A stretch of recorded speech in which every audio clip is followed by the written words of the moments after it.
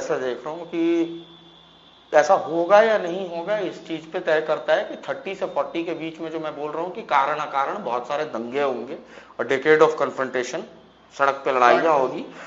इसका एक ये है कि मुसलमानों का एक माइंड सेट है, आप जितनी कॉन्स्टिट्यूशन की दुहाई दे दो, जितनी आईपीसी की दुहाई दे दो या कोई भी कानून का दुहाई दो, वो सड़क पे तलवार लेके वो फैसला वहीं करना चाहेगा।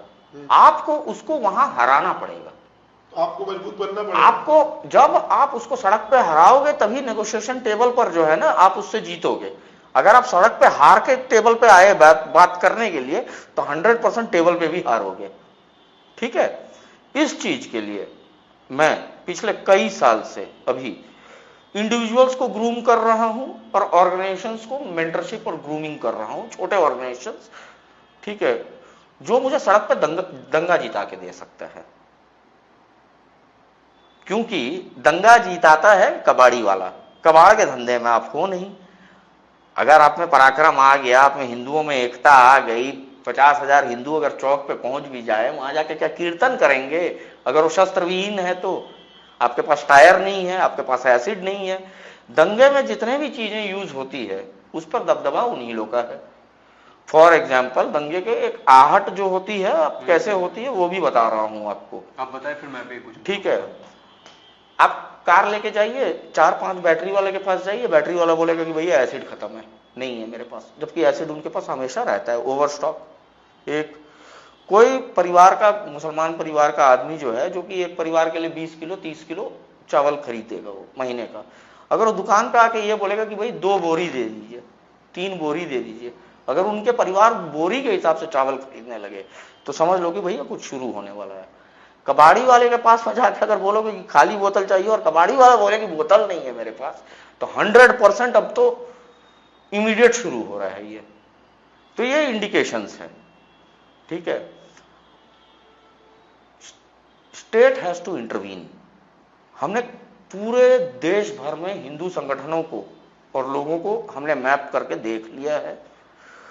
मैं एक एग्जांपल दे रहा हूं, आप इसको इस एग्जांपल के तौर पे समझो। आपके घर यहां बारिश हुई लखनऊ में, दोपहर पूरी बारिश हुई, आपके आंगन में पानी जम गया है, आप अपना बाल्टी और मग लिए और वहां से अपना आंगन पूरा साफ करके पानी हटा के क्लियर कर लिए, ये आपकी इंडिविजुअल एफर्ट है।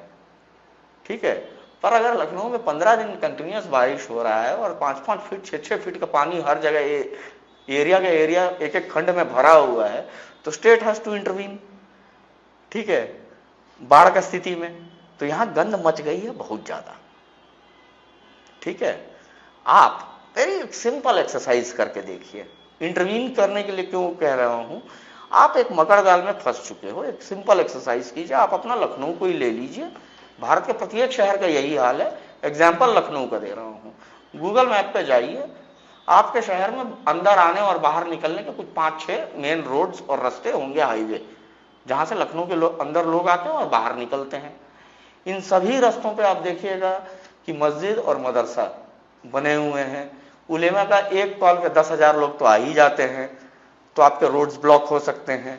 प्रत्येक क्रूशियल पॉइंट, आपका रेलवे हो गया, आपका बस अड्डा हो गया, हर जगह इनकी डोमिनेंस और इनकी स्ट्रैटेजिक लोकेशंस पे मस्जिद, मीनारों वाली लंबे लंबे मीनार, वॉच टावर्स जिसको मैं बोलता हूं, क्योंकि मैं व्यक्तिगत मानता हूं एक मुसलमान इस्लाम का वॉरियर होता है, सैनिक होता है, और मस्जिद लोकल कमांड सेंटर होता है। सो दे आर कमांड सेंटर्स।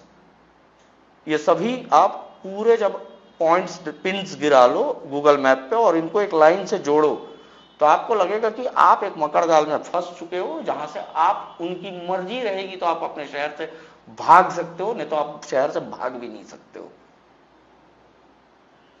आपको लड़ना ही पड़ेगा, उनको हराना ही पड़ेगा। इस स्थिति में जो है ना आप फंसे हुए हो।